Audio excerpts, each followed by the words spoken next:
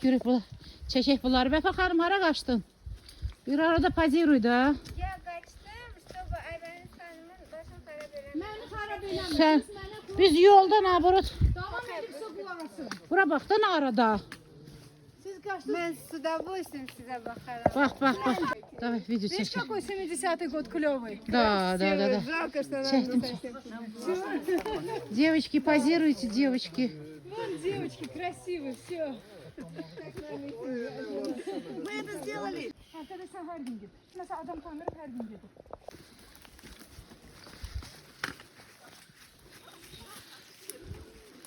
Elgar ne acaba aparatı getirmemişsin bu defa? Ha.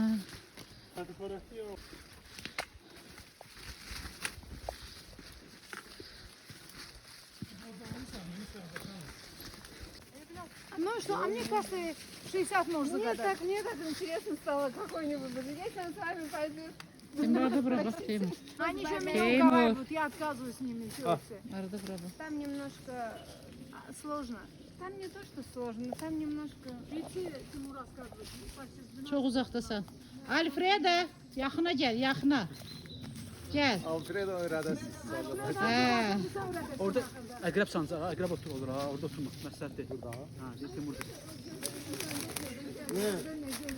У него внешность, как будто он из Венесуэлы наркоту через Сарап гетiriyor, левый yolla. Kolumbiyç. He, görme hele videoları var. У него прозвище колумбийцы. Пацаны, тройная граница.